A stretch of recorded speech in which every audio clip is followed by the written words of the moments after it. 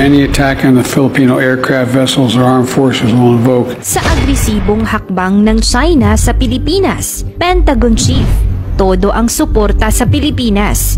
Matatandaan din na nagpahayag ang Pangulo ng Amerika na si Joe Biden na full support ang USA sa Pilipinas laban sa mga nagtatangkang manghimasok sa teritoryo nito, lalo na sa di makatarungang hakbang ng China. I want to be clear. The United States Defense Agreement with the Philippines is ironclad. Any attack on the Filipino aircraft vessels or armed forces will invoke. Sa pinakahuling tensyon at girian sa West Philippine Sea, hindi lamang Chinese at Pilipino ang nakasaksi, kahit ang Amerika na sa Pilipinas kumakampi ay hindi mapakali sa ginawa ng China sa Pilipinas na pang-aapi.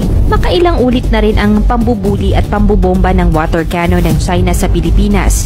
Pero itong nangyari noong March 23, ito ang pinakamatindi dahil sugatan ang mga sakay nito at halos masira ang bangka ng Pilipinas. Ayon sa PCG, ang ginawa ng China ay irresponsable at pagbaliwala sa Convention on the International Regulations for Preventing Collisions at Sea.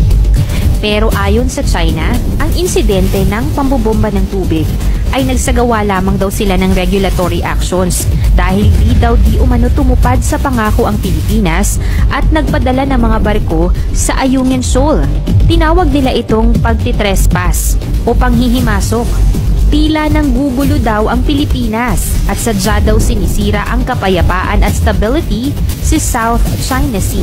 Ang embahada ng Amerika, European Union, Japan at New Zealand ay nababahala daw sa nangyari at sinasabing dapat pairalin ng international law. Bakit sa Pilipinas kumakampi at sumusuporta ang malalakas na bansa instead na sa China? At ano ang The Pentagon ng Amerika? At bakit napakahalagang kakampi ito ng Pilipinas? Yan ang ating aalamin. Ano ang Pentagon ng USA? Ang Pentagon ay isang large five-sided building sa Arlington County, Virginia na pangunahing headquarters ng US Department of Defense. Kasama dito ang tatlong pangunahing military services, ang US Army, US Navy at US Air Force. Muling pinagtibay ni United States Defense Secretary Lloyd Austin ang suporta ng Amerika sa Pilipinas kasunod ng panibagong agresyon ng China sa West Philippine Sea. Binigyang diin din ni Sec. Austin na kaisa ng PH ang Amerika sa pagdepensa sa sovereign rights at jurisdiction nito sa pakikipag-usap ng US official sa telepono ng PH Defense Sec. Gilbert Teodoro Jr.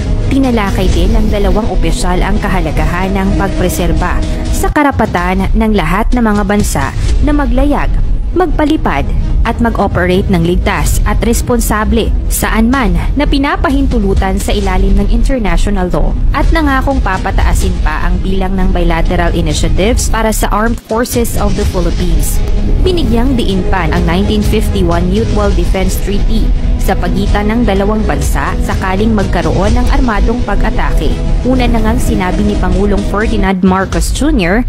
na maaaring ma-invoke ang MDT kapag ang bansa ay nahaharap sa existential threat. Mga mambabatas ng US nababahala sa ginawang panghaharas ng China sa barko ng Pilipinas sa WPS. Sa courtesy ng US Congressional Delegation kay Pangulong Ferdinand Marcos Jr., sinabi ni Senator Kirsten Gillibrand na nakikiisa sila sa pagkabahala sa mga agresibong aksyon ng China. Mariin din kinundinan ng gobyerno ang ginawang panghaharas ng China Coast Guard. Matatanda ang muling binomba ng water cannon ng China ang barko ng Pilipinas na maghahatid sana ng supply sa mga sundalo sa BRP Sierra Madre. Samantala, sinabi naman ni Gillibrand na nais ng Amerika na palakasin pa ang ugnayan ng Pilipinas sa emergency, minerals at commerce.